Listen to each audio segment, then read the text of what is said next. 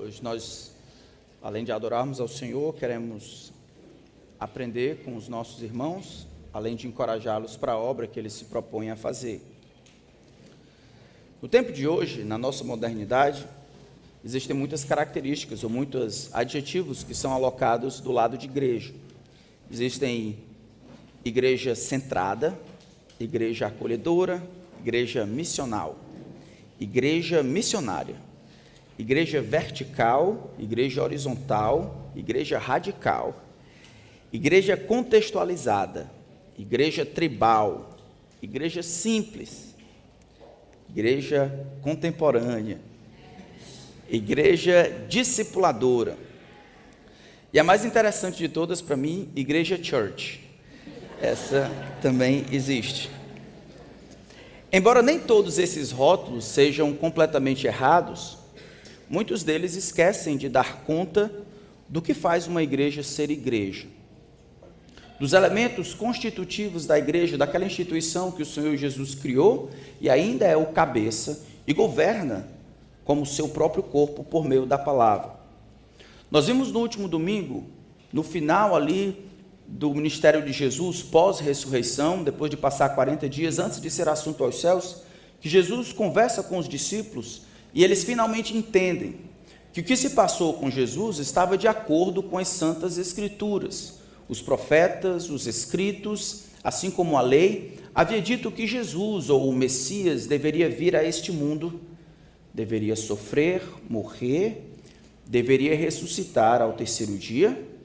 E nós vimos que uma parte ainda resta para nós, como igreja, cumprirmos essa profecia que está de acordo com o Antigo Testamento, em que em seu nome se pregasse arrependimento para a remissão de pecados a todas as nações, começando de Jerusalém. Nós vimos que essa é a parte em que a igreja entra como um elemento ou um agente de cumprimento das profecias, em que eu e você tomamos parte de alguma forma com os desdobramentos da obra maravilhosa de Cristo. Sua morte e a sua ressurreição coube a Deus e assim ao Pai, mas a nós, hoje, a responsabilidade de pregarmos o Evangelho, de anunciarmos as boas novas de Cristo a todas as nações, começando de Jerusalém. Assim, nós cumprimos a profecia de Deus ser magnificado em seu Cristo, sendo apontado como único Salvador, único Senhor de todo o universo. Nós vimos que para que isso aconteça, para que essa obra grandiosa aconteça, o Mestre nos deu poder do alto. Fiquem em Jerusalém até que do alto sejam revestidos de poder. Isso ele estava falando do Espírito Santo que viria sobre os discípulos e empurraria esses irmãos para alcançarem, cumprindo o que Deus havia planejado para eles.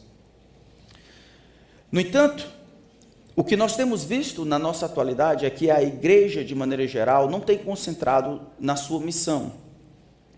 E de todas as formas a gente vê desvio, não somente como ela se identifica, mas também o que ela promove. O texto da palavra de Deus, que Lucas, capítulo 24, como nós vimos, não precisam abrir lá ainda, tinha dito que Jesus, aos seus discípulos, eles deveriam pregar arrependimento para a remissão de pecados.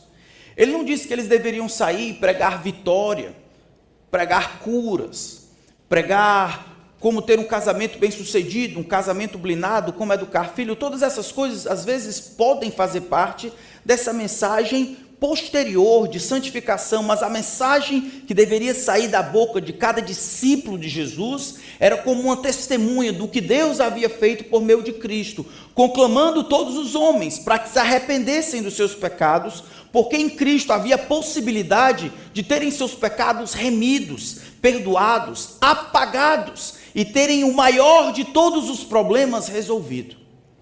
Quando a igreja tem uma mensagem diferente desta, a igreja acaba sendo protagonista de outras coisas.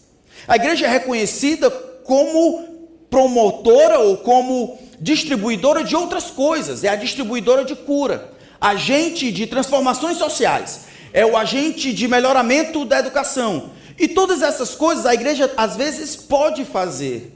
Mas a mensagem central que caracteriza a igreja, conforme o cabeça e dono dela, é uma mensagem de arrependimento para a remissão de pecados. É Deus, então, colocando o homem na parede, dizendo: ó, você não pode salvar-se a si mesmo. Essa é a razão porque eu castiguei meu próprio filho. Aqui ele está, morto e ressuscitado. E você tem uma resposta para dar para isso. Dormindo ou acordado, grande, pequeno, adulto, criança, você tem uma resposta para dar para o que eu fiz. E o que eu ordeno a você é que se arrependa. Se arrependa dos seus pecados. Se arrependa de uma vez por todas. Porque em Cristo há remissão. Do contrário, você vai perecer eternamente. Quando a igreja não prega esta mensagem, acima de outras coisas que são corolárias disso, ela se perde, se torna protagonista de outras coisas. Esta é a mensagem que o Senhor Jesus, o dono da igreja, nos deu para pregar. E esta é a mensagem que nós devemos continuar pregando. Mas como fazemos isso? Eu queria continuar no livro, nos escritos de Lucas, mas agora indo para o segundo volume dele, no livro de Atos. Eu queria que a nossa igreja, fosse diferente dessas outras igrejas modernas que acontecem por aí, em que as mensagens são tão difíceis de serem percebidas, em que a palavra arrependimento, pecado, inferno, confissão, santificação, são apenas termos de um linguajar arcaico daqueles que não eram na vibe do cristianismo moderno. Eu queria que a igreja aqui fosse a igreja dos sonhos de Jesus. Quando olhamos então para o livro de Atos, o segundo volume de Lucas, nós vamos ver que aquilo que Jesus prometeu no final do livro de Lucas, de fato se perpetuou. 4 vezes mais o livro de Atos fala da terceira pessoa da Trindade, do Espírito Santo, empurrando as pessoas para que o Evangelho alcance todas as nações. E uma igreja, é a igreja talvez que de todo o Novo Testamento, a que mais compreende disso. É uma igreja que de fato transforma o mundo pela pregação e pela graça de Deus. Esta igreja que move o centro do cristianismo de Jerusalém, onde estavam todos os apóstolos, e no anonimato, pelo poder do Espírito, alcança todas as nações conhecidas. Esta igreja é a igreja dos sonhos de Jesus. E hoje, quando enviamos o missionário, eu queria encorajar eu e você, a nós, para sermos essa igreja, uma igreja à la Antioquia. Então abram por favor em Atos capítulo 11. Eu vou quebrar o protocolo, porque normalmente nós pegamos um texto e tentamos ir o mais profundo possível, mas eu não vou conseguir fazer isso, eu já pedi perdão a Deus. Nós vamos olhar alguns textos que demonstram características dessa igreja, a igreja dos sonhos de Jesus, ou a igreja bíblica batista de Antioquia da Síria. Bom? Igreja bíblica batista de Antioquia da Síria. Talvez precise ser dito que Antioquia, ou Antioquia da Síria, onde hoje na modernidade é a Turquia, Antioquia era a terceira cidade, a maior cidade do mundo antigo, perdendo apenas para Roma e para Alexandria. Ela tinha, segundo alguns historiadores, 500 mil pessoas vivendo ali. 500 mil pessoas, uma cidade completamente cosmopolita, onde se adorava muitos deuses. Zeus e todos os deuses comuns do panteão romano e do panteão grego. Eles estavam lá. Quem chega nesta cidade, no entanto, não é um apóstolo ou um evangelista, não é um diácono. São pessoas comuns que, fugindo para salvar as próprias vidas da perseguição que surgiu por ocasião da morte de Estevão, em Atos capítulo 8, eles fogem para salvar as suas vidas. Então, o final de Atos capítulo 8, na verdade, tem um grande parêntese, 9 e 10, e o capítulo 11, a partir do versículo 19, nós retomamos. Eu queria que vocês acompanhassem aí enquanto eu leio. Atos capítulo 11, a partir do verso 19, diz assim a palavra do Santo Deus. Os que foram dispersos a partir da perseguição que começou com a morte de Estevão, se espalharam até a Fenícia, Chipre e Antioquia, não anunciando a palavra a ninguém que não fosse judeu. Alguns deles, porém, que eram de Chipre e de Cirene, que foram até Antioquia, falavam também aos gregos, anunciando-lhes o evangelho do Senhor Jesus.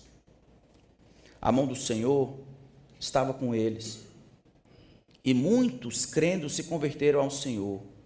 A notícia a respeito dele chegou aos ouvidos da igreja que estava em Jerusalém, e enviaram Barnabé até Antioquia. Quando ele chegou e viu a graça de Deus, ficou muito alegre.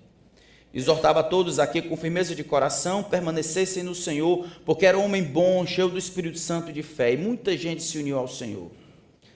Depois Barnabé foi a Tarso à procura de Saulo, e quando o encontrou, levou para Antioquia. E durante um ano inteiro se reuniram naquela igreja e ensinaram numerosa multidão. Em Antioquia, os discípulos foram pela primeira vez chamados cristãos. Tantas coisas boas acontecendo aqui.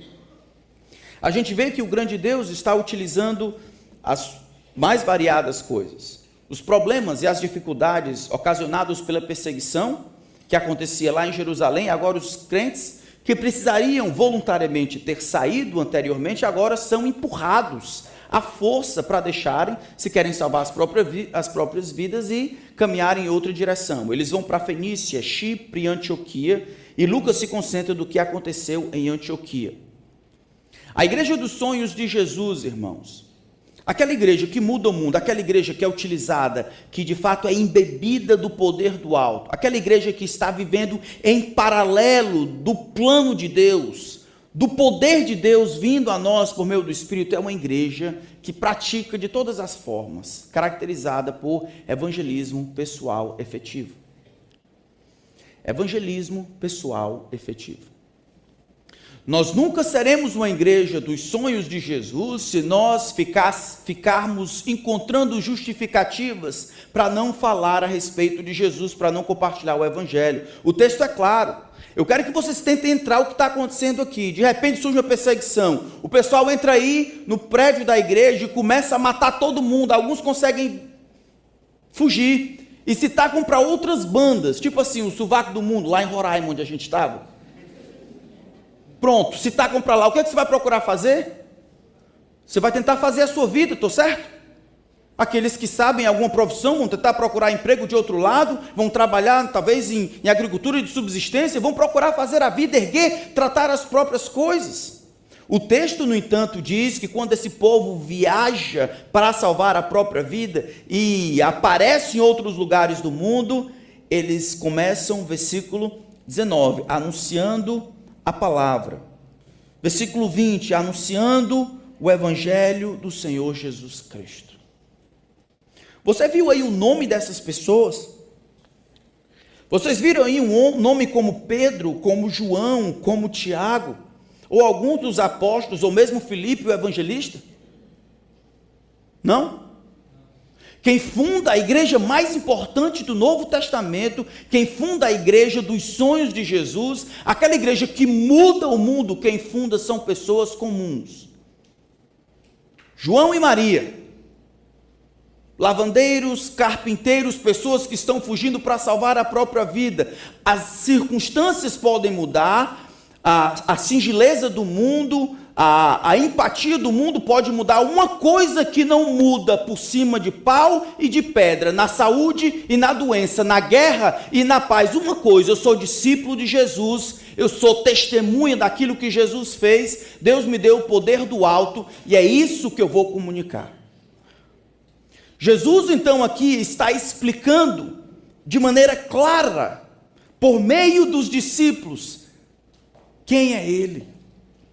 Irmãos, eu e você, nós vamos falar do que é importante para nós. Se você chega no canto fugindo, e você começa a falar, principalmente ou primariamente, é caracterizado como um camarada que está procurando oportunidades de trabalho, isso revela o seu coração. O que você mais quer, nesse momento de crise, é procurar uma maneira de se sustentar.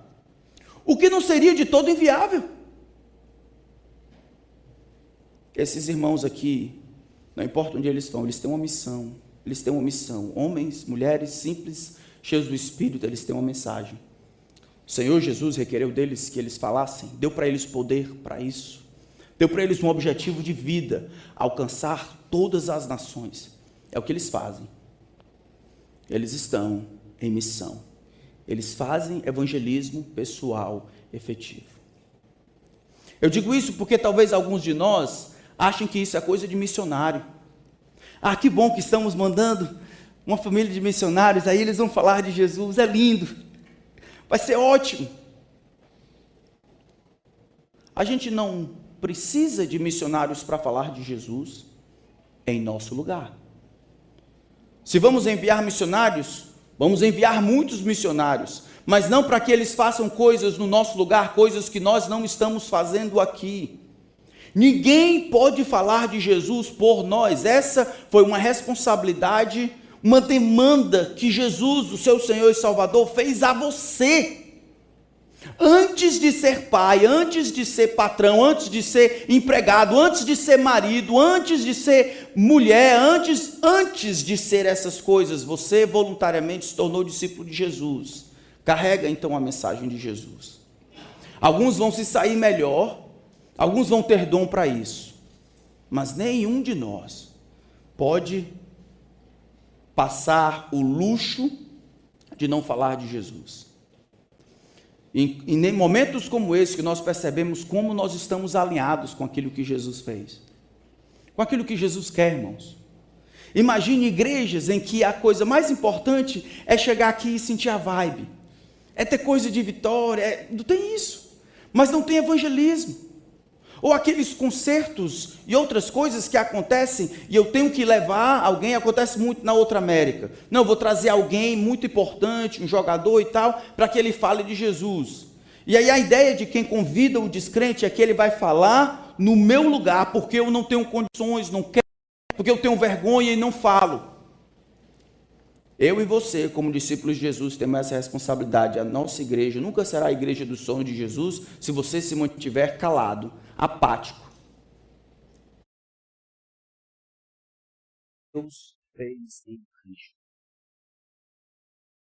Você não precisa de uma graduação, não precisa ser apóstolo, não precisa ser pastor, não precisa ser missionário, não precisa ser crente. Todo mundo entendia a responsabilidade, todo mundo compartilhava aqui. Eles compartilhavam não somente para alguns, né? O texto diz que alguns chegando, anunciaram a palavra somente aos judeus. Versículo 20, alguns deles, porém, que eram de Chipre e de Cirene, que foram até Antioquia, falavam também aos gregos.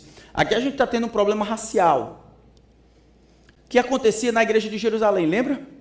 Lembra em Atos capítulo 6, as irmãs que eram helenistas, as viúvas helenistas ou helenas, aquelas que tinham abraçado um pouco da cultura grega, elas estavam ficando esquecidas na distribuição diária dos alimentos. Esse problema perdura, o pessoal viaja, mas viaja com essa mentalidade. Alguns, chegando lá, vão compartilhar o evangelho somente aos judeus. Mas isso acaba logo, logo. Alguns compreendem que o plano de Deus sempre foi todas as nações, iniciando em Jerusalém, porque a salvação vem dos judeus, mas depois abarcando os confins da terra. Eles cruzam essa fronteira e acabam alcançando os gregos. Aqui é a primeira vez no Novo Testamento em que pessoas normais, compreendendo o que Deus estava traçando de maneira deliberada, evangelizam gentios. Pedro tinha ido no capítulo 10, mas porque recebeu uma visão e teve que discutir com Deus, dizendo: rapaz, eu não sei se eu vou, não sei se eu vou. Aqui não, de maneira deliberada, os homens pregam o evangelho aos gregos. Não somente todos pregavam, irmãos, mas eles pregavam a todos. A igreja do Senhor de Jesus tem que ser uma igreja de muitos representantes. Não pode ser uma igreja igualzinha, uma igreja de rico, uma igreja de pobre, uma igreja de ex alguma coisa, uma igreja de ex aquilo ali. Nós compartilhamos o evangelho sem distinção. Não importa quais são os seus pecados, não importa quais são as suas venturas. Todos nós estamos debaixo de condenação e todos nós, crentes em Cristo, estamos atrelados no mesmo corpo. A igreja do Senhor de Jesus prega sem distinção. Eu tenho um sonho. O sonho, eu acho que é igual ao de Jesus, em que nós tenhamos entre nós as mais diferentes pessoas possíveis, de backgrounds diferentes, de de histórias diferentes, de níveis sociais diferentes, de pecados e marcas diferentes, alcançadas pelo Evangelho do Senhor Jesus Cristo, em luta, tentando viver ou lutando, buscando viver o que Deus tem planejado, unidas no corpo. E esses vão ser a porta de entrada para a gente alcançar os outros. Mas tem mais. Não somente todos pregavam, mas era pregado o Evangelho a todos. Mas o conteúdo dessa mensagem também era o Evangelho. Falavam também aos gregos, anunciando-lhes o Evangelho do Senhor Jesus Cristo. Meus irmãos, talvez isso aqui pareça chover no molhado, mas uns 2 anos atrás, durante a época de calamidade, na época do Covid, eu recebi muitas pessoas para aconselhamento, pessoas de outras congregações. E uma delas veio de uma igreja que parece um clube. Mas eu pensei, não, essa igreja parece um clube, tá certo? O pessoal fica pulando e tal, tudo direitinho, mas pode ser que ela ouviu alguma palavra legal lá. E aí, depois dela falar da vida dela, por muitas dificuldades que ela teve, por 1h10, eu perguntei, tá, a senhora me explica o que é o Evangelho? O Evangelho? Sim, a senhora pode me explicar o que é o Evangelho? O Evangelho. Não, assim, pastor. Ninguém fica fazendo essas perguntas, não, pastor. Não, eu queria que a senhora explicasse o Evangelho. Meus irmãos, eu tive que conter as lágrimas. Essa pessoa vai para a igreja todos os domingos. Se não for para ensinar, para aprender o Evangelho, a boa notícia de que Deus em Cristo salva o pecador e todos os desdobramentos disso em todas as áreas da vida, magnificar a Cristo, tendo Ele como Senhor de tudo, é o quê? É outra agremiação, é um clube social, um lugar, é uma comunidade terapêutica, onde as pessoas vão para se sentir bem, para serem reafirmados, para terem uma experiência, para entrarem em êxtase, para fazerem boas amizades, um lugar para descobrir talvez um bom namorado para o meu filho, para a minha filha, ou para mim mesmo, um lugar que eu vou para caçar. A igreja é um lugar por natureza onde as pessoas se reúnem em torno de Cristo para ouvirem e serem lembradas sobre o Evangelho e os desdobramentos desse Evangelho para todas as áreas da vida. Também se reúnem para serem lembrados do nosso compromisso de abarcarem o mundo inteiro. Nós não nos reunimos para nós mesmos, para o nosso próprio conforto, deleite. Nos reunimos para nos fortificar e assim tomar o mundo inteiro com o Evangelho de Jesus Cristo. Se não for para isso, é para quê? Se não for para isso, é para quê? E aqui o texto relata que esses homens pregam, essas mulheres pregam. Versículo 21, a mão do Senhor estava com eles. O Senhor estava usando a pregação deles, usando a boca deles, a mensagem deles. E muitos crendo se converteram. Sabe por que eu acho que alguns nunca viram Deus convertendo alguém diante dos seus olhos? Porque não falam do Evangelho. Sabe por que eu acho que muitos de nós não são bem-sucedidos em trazer pessoas para perto de Jesus? Porque nós não somos responsáveis por isso. Sempre é o dever de alguém. Sempre é a oportunidade de alguém, sempre é alguém que tem dom, é alguém que consegue, é alguém que tem tempo, é alguém que é pago, sempre é o outro. Eu consigo falar dos meus negócios, das minhas dificuldades, das minhas lutas, do governo, do Papai Noel, da anta que cresce na Amazônia, eu posso falar de qualquer coisa, mas de Jesus, não. Confrontar os homens e seus pecados, não. E por causa disso, que a nossa responsabilidade, Deus não pode nos usar para isso, porque a fé vem pelo ouvir. A fé não vem de outra forma, não vem por osmose, não vem por osmose, não vem pagando, não vem por persuasão. A fé vem pelo ouvir, e ouvir de quê? Da palavra de Cristo. Então, se você quer ser um ganhador de alma, se você quer ser uma ganhador de alma, você tem que falar. Salvar não é competência sua ou minha. Falar. Transformar o coração, você não consegue nem eu transformar, nem o seu, nem o meu. Isso é competência de Deus. Explicar o Evangelho foi vetado a anjos, mas foi dado a você e a mim. Assuma a responsabilidade e o privilégio. Veja o que Deus está fazendo por meio da sua boca. Ele está tirando alguém do inferno e colocando para sempre ele no céu. Está mudando o coração, mudando radicalmente e eternamente a vida de alguém por meio desta mensagem que sai da sua boca. O Evangelho sendo o poder de Deus para a salvação. Você quer ter a boa mão de Deus sobre sua vida? Usando você, abra a sua boca. Se você não abrir a sua boca, Deus vai salvar os que hão de ser salvos, mas você terá sangue nas mãos e na língua. Falar o Evangelho ainda é a única metodologia que nós recebemos, é o que o pessoal faz. Eles pregam o Evangelho. E o que Deus faz? Deus salva pecadores. Isso é fabuloso. E eu acho, irmãos, que às vezes a gente não prega o Evangelho, eu digo com tristeza, porque a gente não crê. A gente não crê que as pessoas podem de fato. Eu já lutei com isso quando eu era mais novo. Eu me vi em algumas situações em que eu pregando, ou na praça, ou então na escola, aqui na minha cabeça eu tinha aquela dúvida demoníaca. Eles não vão crer. Eles não vão crer. O que tu está fazendo? Tu acha que eles podem crer, que eles vão crer? Foi confessando e reconhecendo que a minha parte não era fazê-los crer, mas comunicar o Evangelho com clareza. Isso me deu tranquilidade, me ajudou a absorver o máximo possível a minha responsabilidade, que é falar o Evangelho. As pessoas então pregam o Evangelho e Deus converte.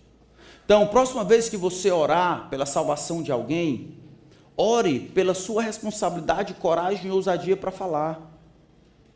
Quando você, antes de você orar pela salvação do seu pai, da sua mãe, do seu marido, do seu filho, peça para que Deus lhe dê coragem, sabedoria e responsabilidade para que você pregue o Evangelho para o seu pai, sua mãe, seu tio, seu avô, seus filhos. Essa é a parte que cabe a você. A parte de salvação é com Deus. É por isso que durante o Novo Testamento, quando nós vemos Paulo pedindo oração, a maioria das vezes ele pede, é por ele.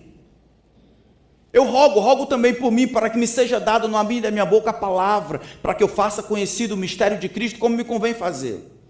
Somente 2 vezes ele pede por salvação dos outros, que Deus leve a bom termo a sua jornada. O que ele pede é: Senhor, me dá coragem, eu preciso falar, eu preciso, cai sobre mim, pesa sobre mim essa responsabilidade, me dá ousadia, me dá ousadia, me dá ousadia para que eu fale. A Igreja dos Sonhos de Jesus, irmãos, é uma igreja que pratica o evangelismo pessoal. Evangelismo pessoal efetivo, onde todo mundo explica o Evangelho. Eles não trazem as pessoas simplesmente para escutar, eles são missionários itinerantes aonde vão. Isso é fabuloso, irmãos. Uma igreja que cresce de maneira saudável é uma igreja que não incha por pessoas que vêm de outras congregações. Vocês sabem da nossa política, a gente não gosta muito de gente vindo de outras congregações, porque isso não avança o reino de Deus. Se temos 100 pessoas aqui, quebra-se e faz 50, tá, estrategicamente pode ser muito bom. Quantos foram agregados ao reino? Eu tinha 100 aqui, agora eu tenho 50 e 50 aqui. Quantos foram agregados? 0. Inevitavelmente isso vai acontecer, tudo bem.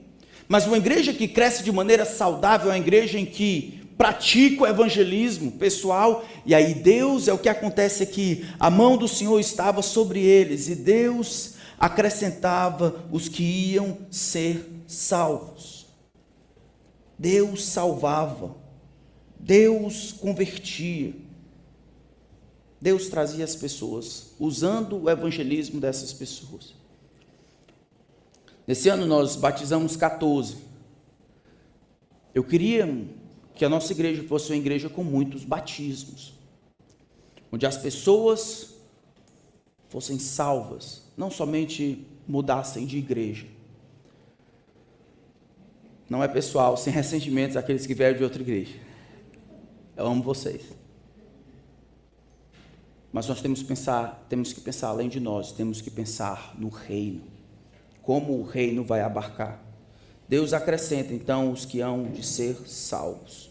Cuidamos da nossa parte, deixamos que Deus cuide da deles. Essa é a primeira característica da Igreja dos Sonhos de Jesus. É uma igreja caracterizada por evangelismo pessoal efetivo. Por evangelismo, eu estou dizendo a explicação do evangelho. Por pessoal, é que a gente não precisa de uma plataforma específica. O trabalho, a escola, o Uber, todas essas coisas, enquanto você vive, sem desculpa para dificuldades. O pessoal estava fugindo da própria vida.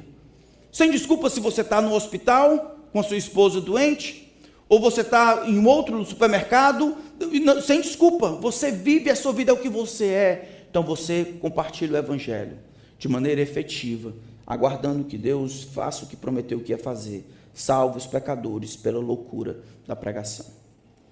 É nesse ambiente, irmãos, eu vou ter que pular o capítulo 12, mas é nesse ambiente que nós encontramos o capítulo 13. Abram lá, capítulo 13 de Atos. A Igreja dos Sonhos de Jesus não é somente uma igreja que pratica o evangelismo pessoal, mas é uma igreja cuja liderança é qualificada e dependente. Olha só o versículo 1 do capítulo 13. Havia na igreja de Antioquia profetas e mestres.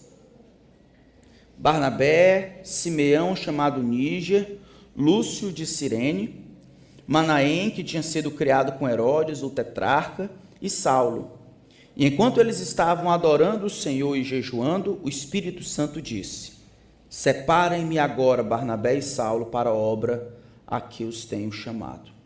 Então, jejuando e orando, impondo as mãos sobre eles, o despediram.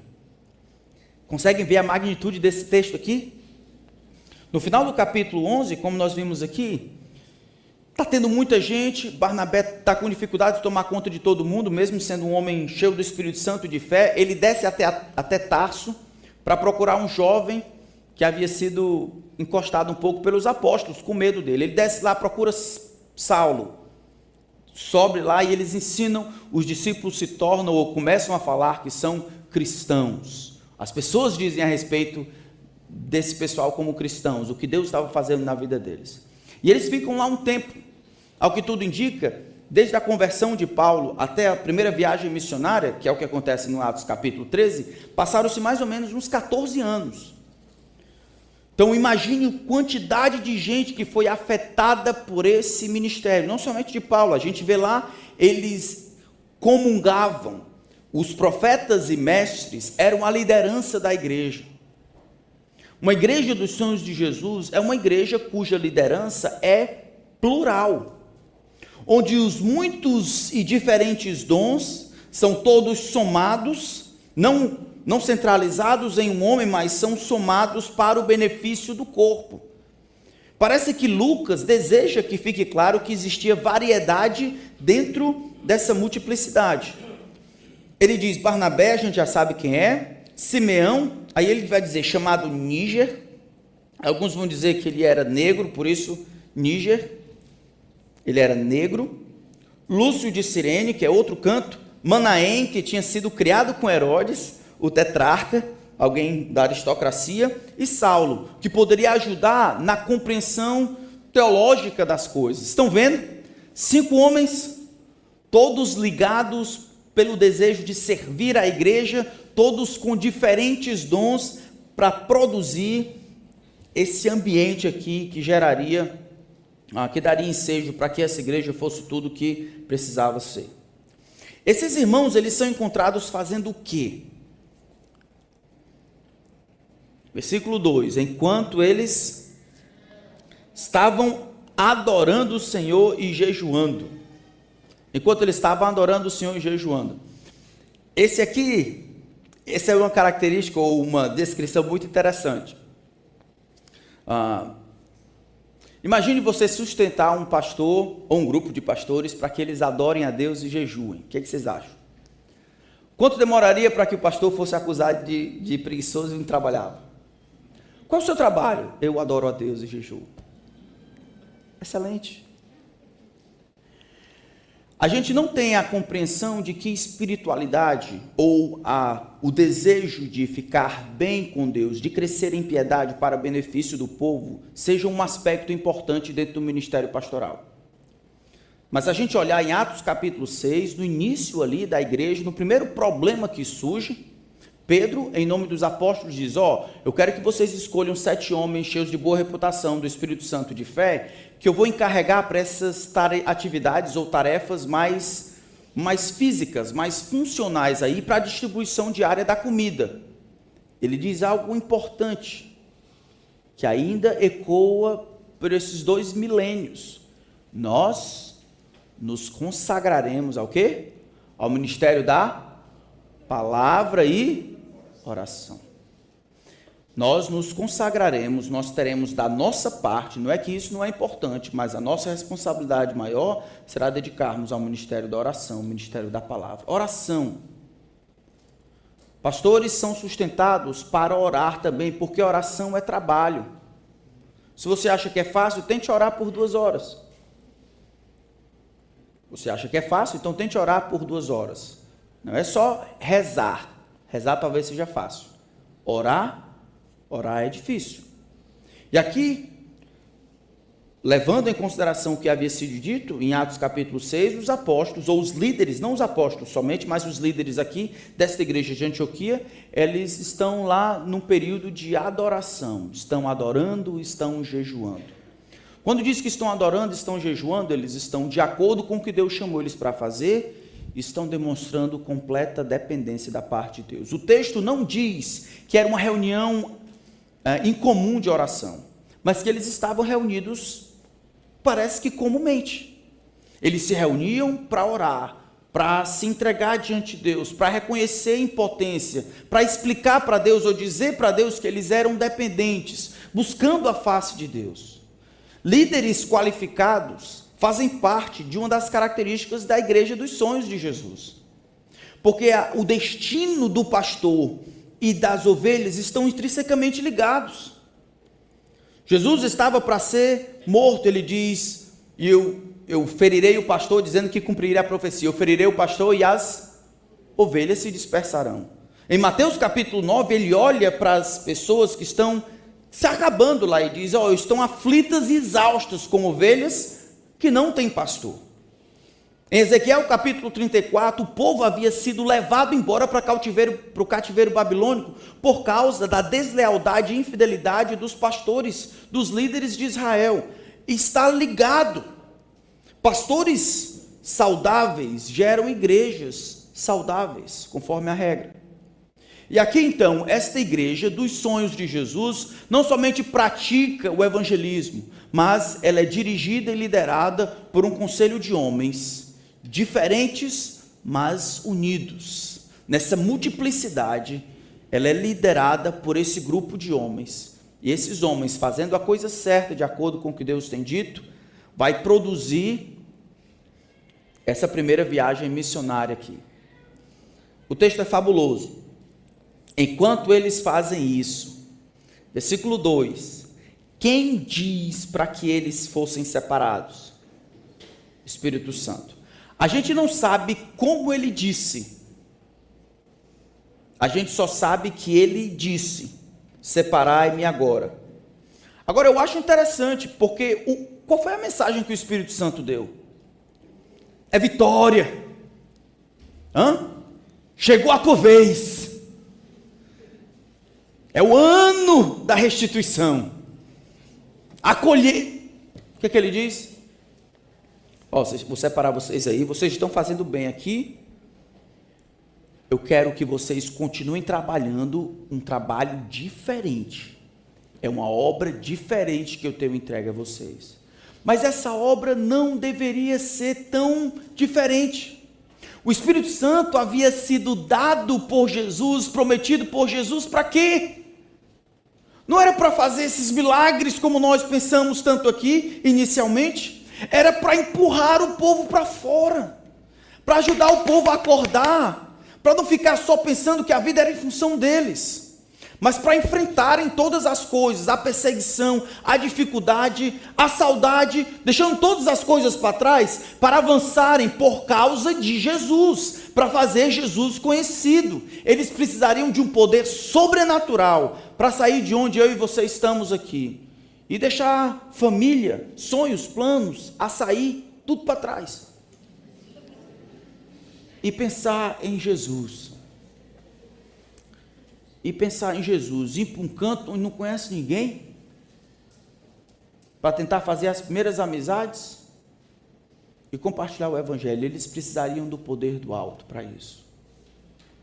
E o Espírito Santo, então, está fazendo isso acontecer. Meus irmãos, essa semana nós estávamos conversando no conselho. Como é que a gente percebe alguém que é cheio do Espírito Santo? Como é que a gente pode ver os sinais de alguém que é cheio do Espírito Santo?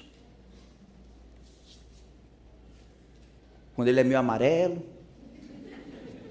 cabisbaixo, moribundo, sempre triste, carrancudo,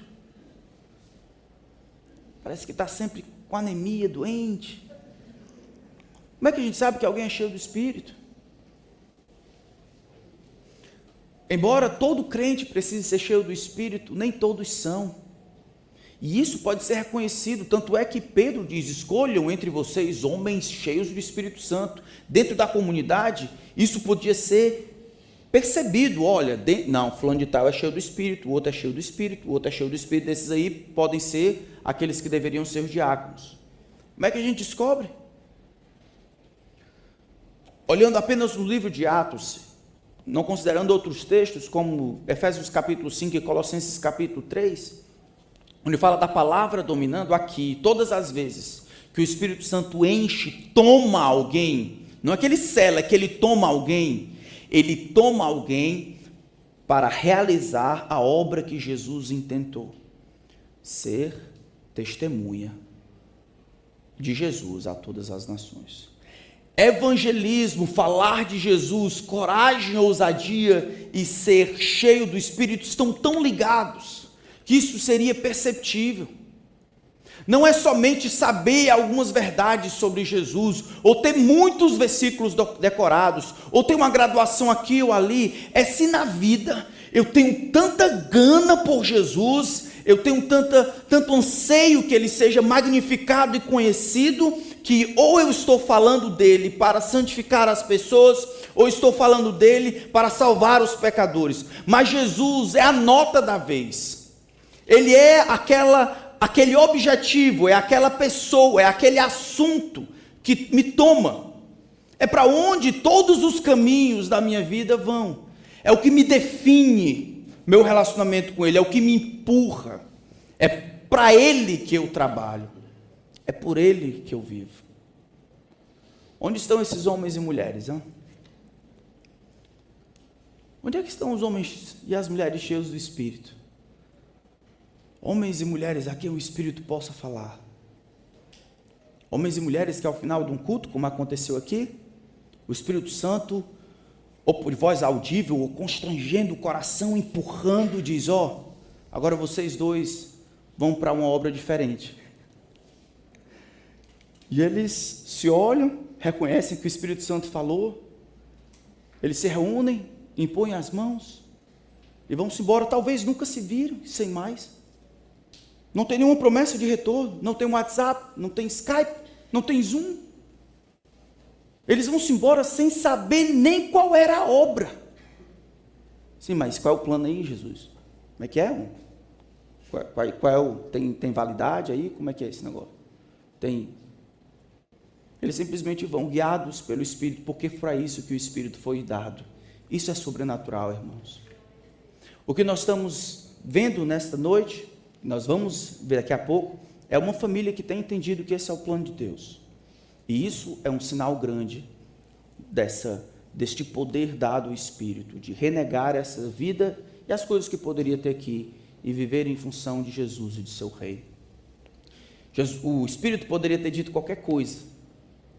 O Espírito ordena que separe para a obra que não deveria ser surpresa. A obra que Jesus já tinha dito que o Espírito Santo iria promover, a obra de magnificar Jesus entre todas as nações. A igreja então reconhece, eles jejuam e oram, e impondo as mãos sobre eles, despedem em paz. Mas olha quem acompanha, versículo 4.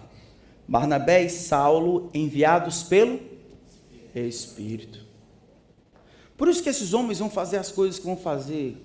Homens que desbravam o mundo, viram o mundo de ponta cabeça, não é eles.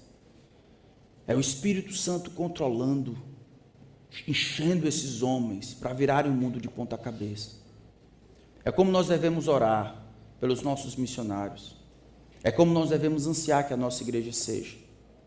Uma igreja que pratica o evangelismo pessoal de maneira efetiva. Uma igreja que ama o que Deus tem feito e assim reconhece uma liderança piedosa, que ama a verdade e ama a Cristo e assim pode servir de padrão para viver de uma maneira cheia do Espírito. É o que nós vamos fazer daqui a pouco.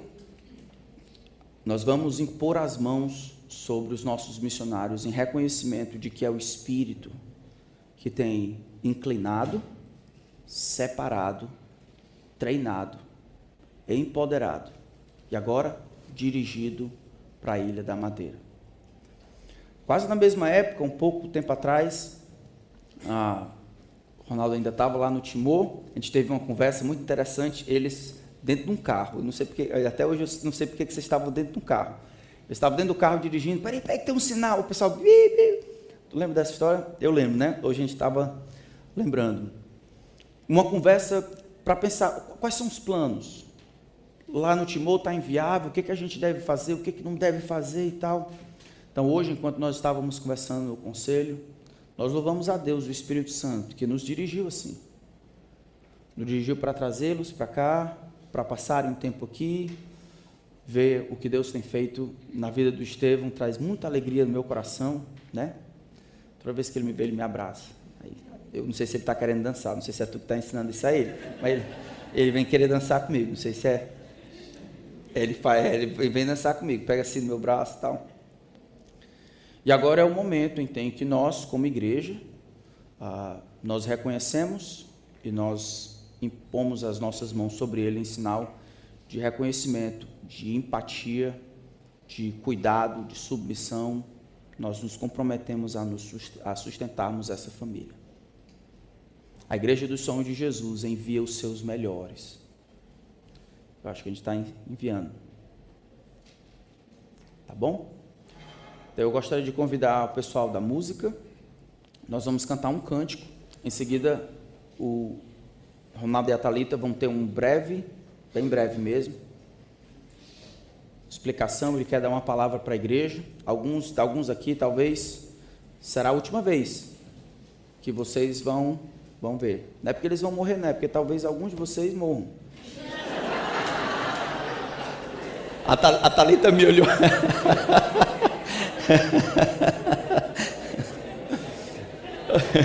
Brincadeira, viu, irmão? Brincadeira. A Thalita me olhou meio torto, eu tive que fazer essa tirada aí rapidinho. Então, vamos colocar em pé, irmãos, para nós cantarmos ao Senhor. Boa noite, irmãos. É uma imensa alegria poder chegar esse dia, um dia especial, um dia que creio que está dentro do plano eterno de Deus. Deus nos dirigiu até esse momento. Estamos há 1 ano e 10 meses aqui no Brasil e eu entendo que foi plano de Deus. O Espírito nos dirigiu de volta ao Brasil. Os irmãos sabem da situação do Estevão, ficou inviável continuar no Timor. E a Ilha da Madeira é a resposta de oração. Desde janeiro de 2020, oramos por esse campo. Diariamente temos orado juntamente com a liderança da igreja e Deus tem nos dirigido, nos mostrado e confirmado que essa é a vontade do Senhor. Irmãos, eu tenho absoluta certeza que não será fácil. É um campo muito difícil. Porém, é crendo no que Jesus disse: eu estarei convosco todos os dias, até a consumação dos séculos. É com absoluta convicção nessa verdade que nós vamos avançar. Talvez eu e minha família seríamos os mais improváveis de ir para um campo missionário, por conta da situação, as alergias dos meninos, o autismo do Estevão, a Thalita é um pouco dodói também, mas ela é o que não falta lá em casa. É verdade. No entanto, isso não é um empecilho para fazer a vontade de Deus. Não é um empecilho para pregar o Evangelho. Temos lutas e dificuldades, mas eu entendo plenamente que Deus me chamou para servi-lo. E eu não posso ficar. Se eu ficasse, eu estaria pecando, minha consciência não estaria em paz. Eu lembro do apóstolo Paulo, lá em Atos 20, 24. Ele diz: em nada considero a vida preciosa para mim mesmo, contanto que eu complete a minha carreira e o ministério que eu recebi do Senhor Jesus para testemunhar o evangelho da graça de Deus. Amém? É isso que me impulsiona, é isso que me motiva. É levar esse evangelho que me transformou, que nos transformou e pode transformar qualquer pecador. Ele precisa ouvir. Como o pastor Ben colocou, a mensagem da salvação, nós somos os embaixadores de Cristo, esses mensageiros, para levar o evangelho eterno. Irmãos, eu estou indo para um campo que é difícil. Cristãos nominais, o catolicismo que domina ali há séculos, ateus, pessoas secularizadas que não estão nem aí para Deus e para a Bíblia. Pessoas que têm uma mentalidade pós-moderna, pós-cristã, pós-verdade. É lamentável, mas é crendo no Evangelho que nós vamos chegar ali. Fazer esse evangelismo pessoal, desenvolver relacionamentos com o povo, conhecer a cultura, a cosmovisão daquele povo, que é algo fundamental para pregar o Evangelho de maneira que eles entendam, que faça sentido para eles, de maneira bíblica, é claro, mas naquela cultura, naquela realidade. Irmãos, a Ilha da Madeira é uma ilha linda, uma ilha muito bela. Eu convido vocês para fazer uma visita lá, vocês vão gostar. Quem tem medo de altura não vá, porque lá tudo é muito alto. O pastor Geraldo e a dona Linda viram, experimentaram. Porém, os moradores não estão reconhecendo o Criador, o soberano Deus que criou aquela ilha, que desenhou, que projetou para a glória dele. E os moradores não estão dando glórias a Deus. É lamentável. Deus se revelou na criação, mas o homem não reconhece. Prefere adorar a criatura do que o Criador. Quando eu penso, o Timor, lá o povo acreditava em tudo. Acreditava na montanha sagrada, nas árvores sagradas, nos ancestrais. Eu estou indo para uma cultura que não acredita quase em nada, que é totalmente secularizada, então é quase o oposto. É um desafio sobre-humano. Eu não tenho condições sozinho, mas confiando no poder de Deus, no Espírito Santo que nos impulsiona e nos capacita, e também confiando que eu não estarei sozinho, mas vocês estão indo comigo. Vocês, essa igreja que nos ama, que está se comprometendo, vão estar ali conosco, orando diariamente, porque não vai ser fácil a luta ali. Adaptação, enfim, tudo o que demanda uma nova cultura, uma nova realidade. Orem a cada dia por nós, para que Deus nos dê coragem e ousadia para pregar a palavra de Deus, a tempo e fora de tempo. Orem, por último, orem para que possamos conseguir uma morada ali. Nós estamos indo para ficar no Airbnb por um mês. Acabou o mês, pronto, vamos morar debaixo da ponte. E ponte lá não falta. Viaduto e ponte só o que tem. Então orem para que Deus nos dirija a uma casa, em especial uma casa já com uma mobília básica, com os móveis principais, geladeira, fogão, máquina de lavar. Tem alguns apartamentos que tem, outros não, mas é uma necessidade da nossa família ali. Orem pela saúde dos meus filhos, pela saúde da Thalita, a minha saúde também. Eu não sou de ferro, estou chegando aos 40, se Deus permitir, agora em novembro. Mas é isso, irmãos. Orem para que Deus nos use ali. Nosso alvo é plantar igrejas. Irei trabalhar numa igreja, a única igreja da ilha. Quando nós oramos a Deus, pedimos um campo com necessidade de obreiros e com terapias para o Estevão. Foi a nossa oração desde janeiro de 2020. E Deus nos deu um lugar com um pastor batista e com terapias para o Estevão. Então, resposta de oração, Deus nos dirigindo.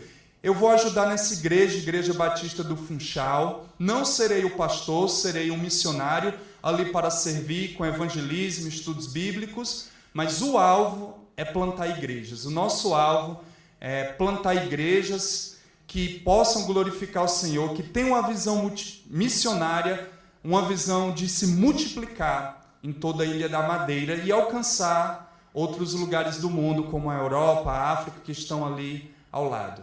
Então, eu louvo a Deus pela vida dos irmãos, muito obrigado. Todo esse tempo aqui no Brasil, eu louvo a Deus pela liderança da Planalto, que nos acompanhou com muita paciência. Às vezes tínhamos alguns embates, diferentes opiniões, mas os irmãos foram pacientes e nos conduziu. E graças a Deus, Deus está confirmando. E chegou o dia do culto de envio e faltam 4 dias para a nossa viagem. Estamos animados, motivados para servir ao Senhor ali. Por quanto tempo? Por tempo indeterminado, para a glória de Deus. Amém? Amém. Pastor?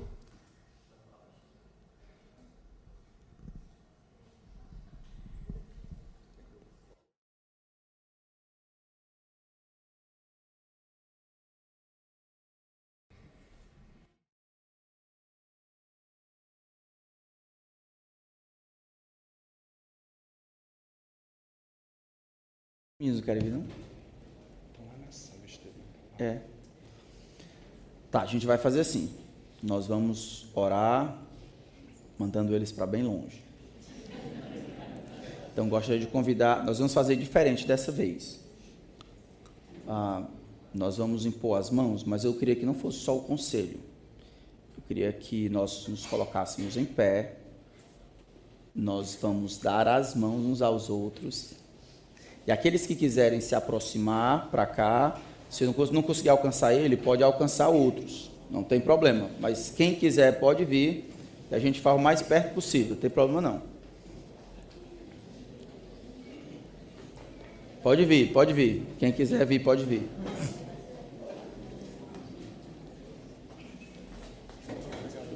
Pode.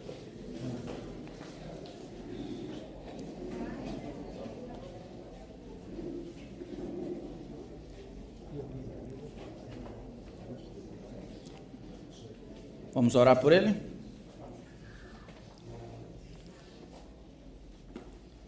Senhor, o desejo do teu coração é ser conhecido e amado. Ser amado por aquilo que o Senhor é. Ser temido por ser o único Deus. Todos os deuses dos povos, Senhor, não passam de ídolos. Foi o Senhor que fez os céus e a terra. Por isso a glória e a majestade estão diante do Senhor, a força e a formosura.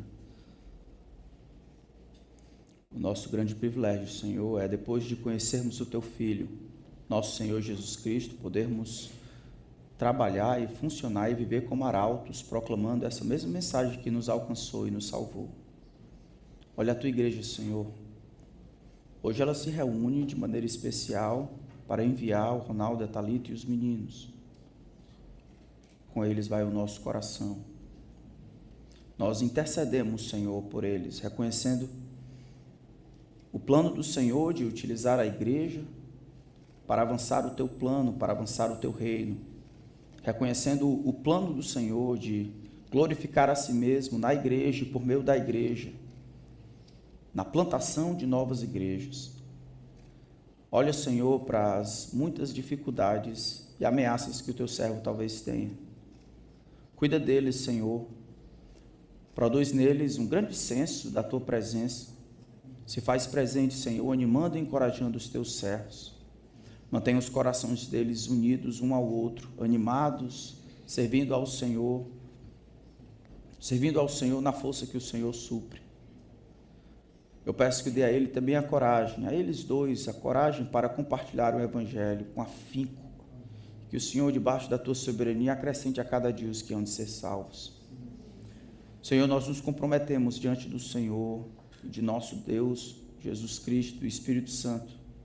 Nos comprometemos que vamos sustentar e apoiar e encorajar e orar por eles, enquanto aguardamos o teu retorno, enquanto eles bem desempenham o serviço do Senhor.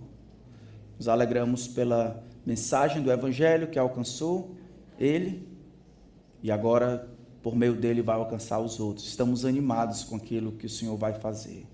Então eu imploro que o Senhor glorifique a si mesmo, que faça grandes coisas, coisas que fique tão claro que foi o Senhor, de maneira que o Senhor receba toda a glória, não o homem.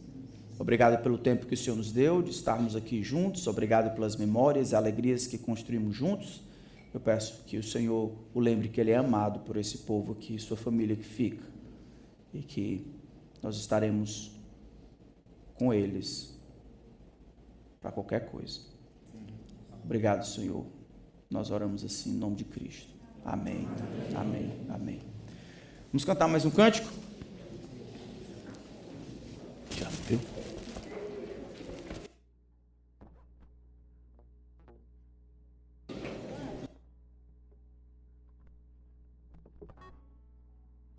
Cadê a Thalita? Thalita, vem para cá. Antes da gente cantar a última música, então a gente, o Ministério de Missões, queria dar uma coisa para o Ronaldo e a Thalita lembrar da gente, né? Aí lembrou do problema das malas, que já estão estourando lá. E a gente fez esse quadro, né? Para eles pendurarem lá na Ilha da Madeira e lembrarem que aqui eles têm uma igreja que está segurando as cordas, né? Apoiando eles lá. Amém. Para vocês. Muito obrigado. Deus abençoe. Amém. Muito obrigado.